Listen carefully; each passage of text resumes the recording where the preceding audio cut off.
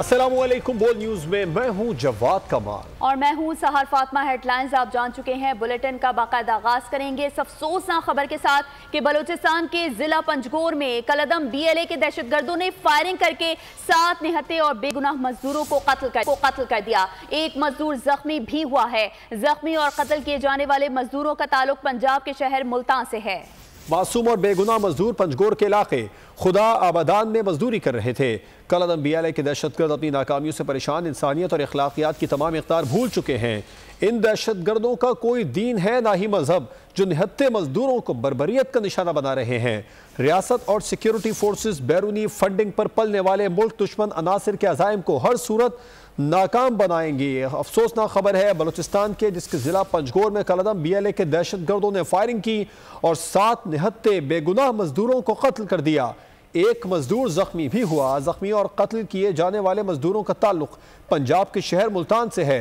मासूम और बेगुनाह मजदूर पंजगोर के इलाके खुदा आबादान में मजदूरी कर रहे थे। इस बारे में तफसीलात जानेंगे नुमाइंदा बोल न्यूज़ दानिश मुराद से। दानिश मुराद, क्या डिटेल्स सामने आई हैं अब तक?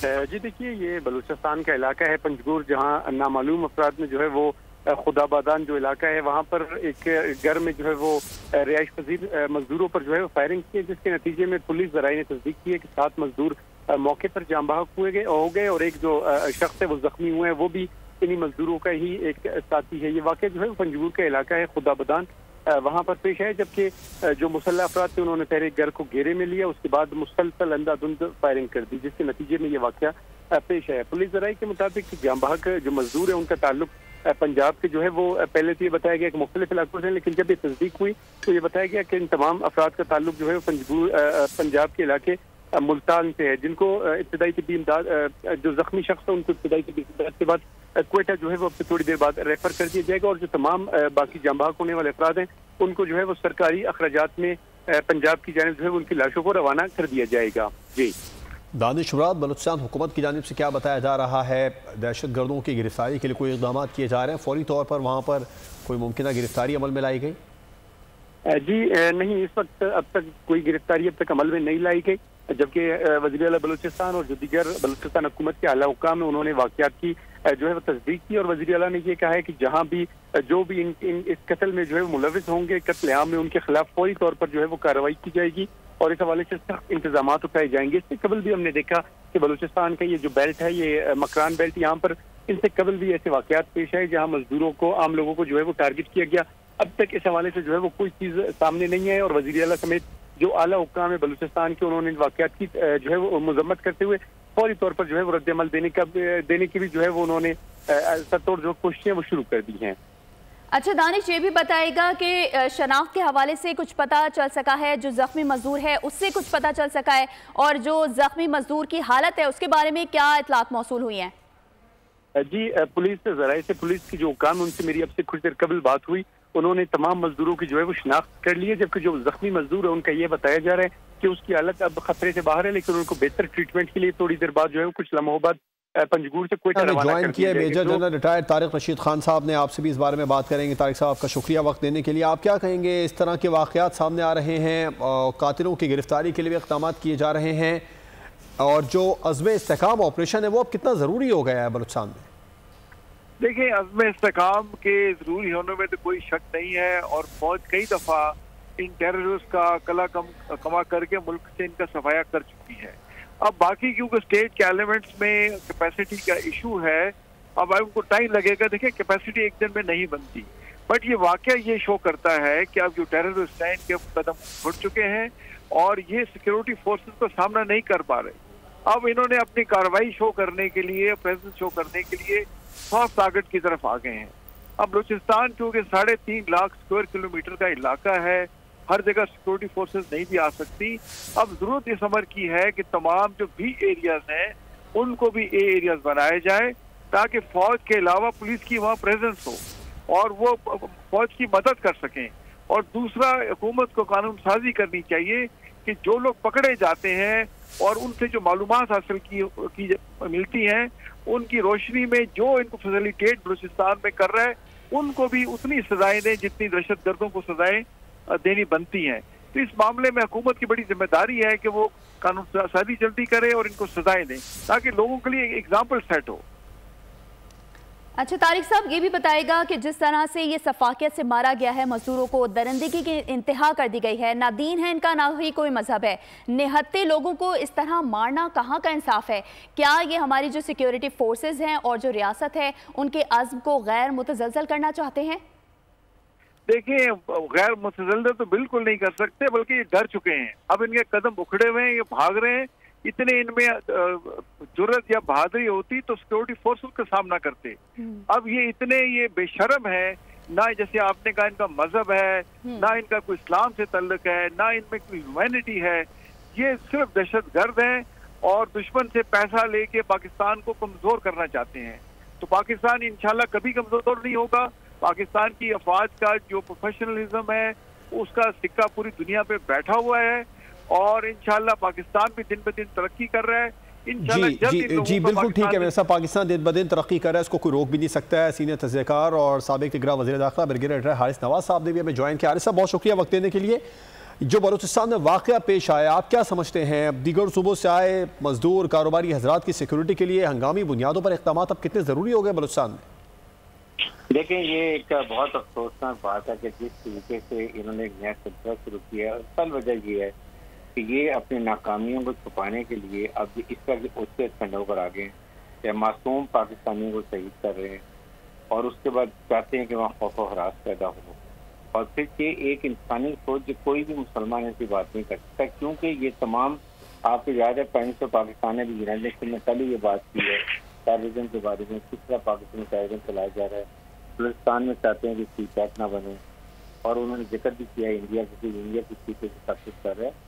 तो अब मेरे ख्याल में वक्त आ गया कि हम सब तो मिलके, एक तो हमारे फॉरेन ऑफिस को चाहिए और मिनिस्ट्री नतीजे को चाहिए कि तमाम सफारतकार हैं उनको बुलाएं, उनको ब्रीफ करें और जोरियत के साथ what all India is doing in Pakistan, जो कुछ लोग कहते भी हम बलूचिस्तान को लगा करेंगे, खुदा न खास्ता उसको हम टेररिज्म करेंगे, पाकिस्तान इस्लामिक स्टैंड करेंगे, हम वहाँ पर ये कर देंगे, वो कर देंगे, सारी चीजें फिक्र के साथ बतानी चाहिए। सेकंड, देखिए, इस्लामाबाद से बड़ी गवर्नमेंट के लोगों को चाहिए कि वो कोयटा जाए, वहाँ जाके नेशनल पार्टी जाए की, उनसे मुज़ाकरात करें, उनके तहफ़्फ़ुज़ात सुने और साथ एक 3-4 स्ट्रॉन्ग स्ट्रेटजी बनाए, इकनॉमिक पैकेज दें लोगों रोजगार के लिए, उसके बाद सड़कें बनाएं, हॉस्पिटल बनाएं, इंडस्ट्री लगाएं, ताकि लोगों को वहाँ पर जॉब मिले। जब जॉब मिलती है तो वो इस तरह की इंटेलिजेंसी के हद से नहीं करती है, ये बहुत जरूरी बात है। और उसके साथ साथ ये कि फिर उसके बाद हम ऑपरेशन तो करते रहेंगे, लेकिन काम की पानी साहब ने जो बात की है कि दहशतगर्द तो हम मारते रहेंगे, लेकिन दहशतगर्द भी खत्म करनी है। पूरी कौम को फौज पर खड़ा होना पड़ेगा ताकि हर एक अपना इसमें हिस्सा कंट्रीब्यूट करे, ताकि हमेशा के लिए मुल्क से दहशतगर्दी करें। बिल्कुल सही है। और जिस तरह से हारिस साहब कलअदम BLA के दहशतगर्द अपनी नाकामियों से परेशान इंसानियत और अखलाकियात की तमाम इक़दार अब भूल चुके हैं, आप नहीं समझते कि अब मजम्मतें बहुत हो चुकी है, अब इनसे बढ़कर कुछ करना चाहिए? बहुत तो लड़ाई कर रही है, अज़्म इस्तेकाम का यही मकसद है कि इंटेलिजेंस बेस्ड ऑपरेशन की कैपेसिटी बढ़ा दी जाए, उनको नई टेक्नोलॉजी दी जाए। इनके पास दहशतगर्दों के पास जो अमेरिकन वेपन 19 डिवाइसेस छोड़ गए हैं, अपने जितने स्टाफ से हथियार थे वो देके चले गए हैं।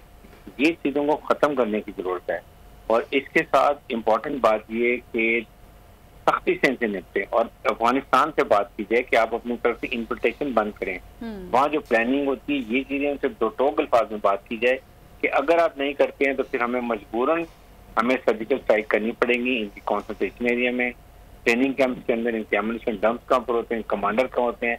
हमें ड्रोन से, जैसे इजराइल ये करता है, अभी हमें ये टेक्नोलॉजी इस्तेमाल करनी चाहिए। आई थिंक पानी सड़क से गुजरता जा रहा है, हम अपने लोगों को और शहीद नहीं कर सकते। और इसके साथ जो KPK के लोग हैं और बलूचिस्तान के अवाम को, उनकी हुकूमत को, खास तौर पर KPK में क्योंकि PTI है, वो इसको कहते हैं कि इसका काम ना करें। उन्होंने फजल रहमान की पार्टी भी इसके खिलाफ है, तो उसके बाद आपकी ANP भी खिलाफ है। इन सब पॉलिटिकल पार्टीज को मिल के आई थिंक ये पूरे एक्शन करने चाहिए ताकि मुसल्लह अफवाज को सपोर्ट करें और हम इनको नाकाम बनाएं। बिल्कुल नाकाम बना है। अच्छा ब्रिगेडियर साहब, इसमें कोई दो राय नहीं है कि कलअदम BLA को भारत की खुली सपोर्ट रही है। माजी करीब में भी जो कार्रवाइयाँ होती रही उसमें भी या तो भारत मुलविस होता है या फिर अफगानिस्तान से जो इस वक्त सपोर्ट उनको हो रही है वो इस सपोर्ट को रोकना कितना अब ज़रूरी हो चुका है? हंगामी बुनियादों पर इक़दाम की कितनी ज़रूरत है ब्रिगेडियर साहब?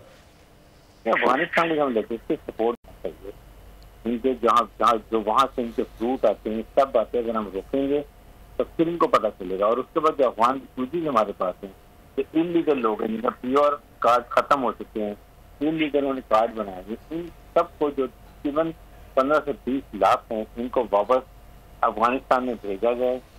और हम अपने पश्तून भाइयों को बताएं कि हम मजबूरन जो कर रहे हैं, बहुत कोई 2-3 दहाइयों से हमने इनकी मेहमानदारी कर ली है।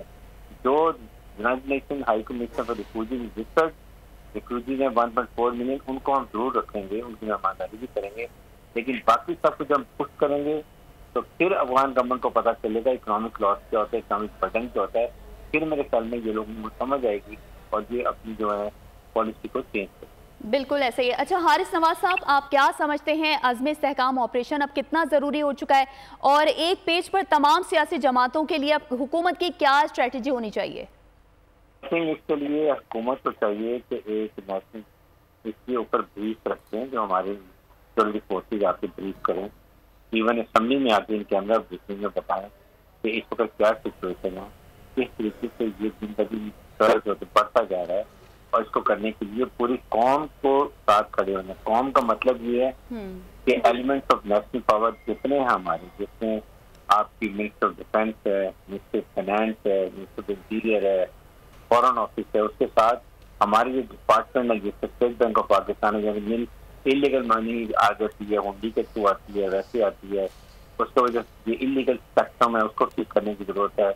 फिर जो स्मगलिंग वहाँ पर हो रही है, टायरों की हो रही है, सिगरेट की हो रही है, और नारकोटिक्स की हो रही है, ऑयल की हो रही है, ये तमाम इलीगल पैसा जो आता है ये अल्टीमेटली टेररिस्ट को जाता है, जिसको हम टेररिस्ट फाइनेंसिंग कहते हैं। इसको रोकेंगे, दर्द से खत्म करेंगे, फिर और बिल्कुल ठीक है। ब्रिगेडियर हारिस नवाज साहब, मेजर जनरल तारिक रशीद खान साहब बोल न्यूज़ से बात कर रहे थे। आप दोनों का बहुत शुक्रिया। अफसोसनाक वाकया। सब्सक्राइब करें और बेल दबाएं ताकि कोई खबर रह न जाए।